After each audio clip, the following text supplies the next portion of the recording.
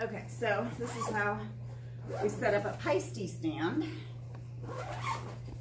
These are the bags I use for my stands, and you can actually check these onto an airline. And so when I take my stand apart, I put each piece in the bag, and then I put the blanket over it, put another piece, fold the blanket, just to protect, keep all the metal from rubbing together, keep it looking better. So we're actually going to be building this as it's laying on its side, so we're not going to be fighting gravity. People can get hurt with this. Sure. These Paiste stands are very solid, very heavy. This is one that holds my 32-inch gong, and they come in all different sizes. And so as smaller gongs, it would be a little more lightweight, but still very sturdy. Bigger gongs, it's going to get even heavier. So I just lay the wheels down. This is the foot. It's going to end up like this. But I'm going to lay it down. And you always want to have a yoga mat or a blanket to protect the floors. Yoga studios have very expensive floors. You don't want to scratch up the floors, and this is when you would do it. Okay, so this is the side of the Paiste stand. It's going to end up standing up like this. It will actually hold 2 gongs. This will come out and hold 2 gongs if I want to play standing up. So I'm going to have it on its side, and I just do it the same way every time. I'm kind of envisioning that I'm behind the stand.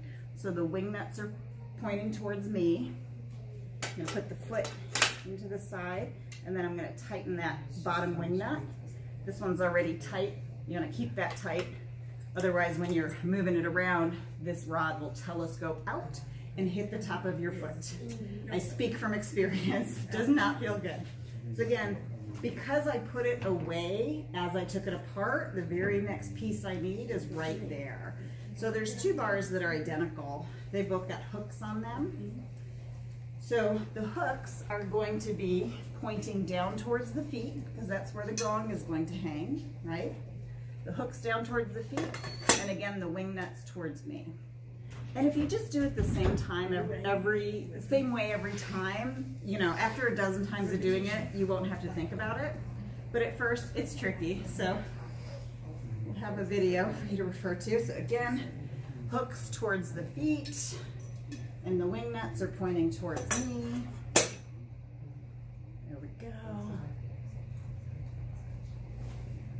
And then the next piece is the second side. Again, so we're building this sideways.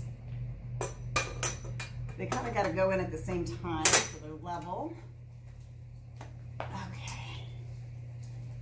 Tighten the wing nuts. It's not a bad idea to double check. Especially if anyone ever sets up your gear for you, always double check. Yes. And now we've got the last piece, the foot.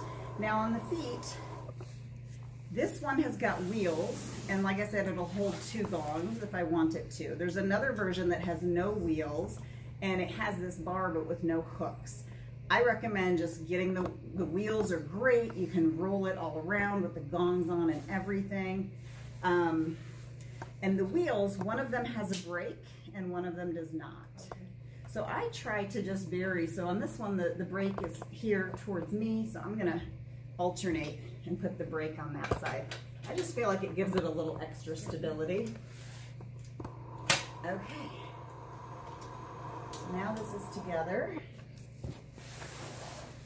And when we go to take it apart, after you've taken the gongs off, again, turn it on its side and then take it apart. Nobody's fighting gravity or getting hit in the head with one of these very heavy bars.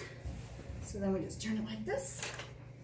And if the brakes are off, then you can put a gong on it and just roll it around. Now just to show you, this is the one that will hold 2 gongs. So if I loosen these wing nuts, that's about where it would be. I would have my 24-inch gong down here, my 32-inch gong up here. Wow.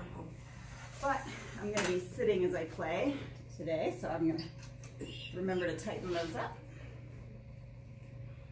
And that is the Paiste stand.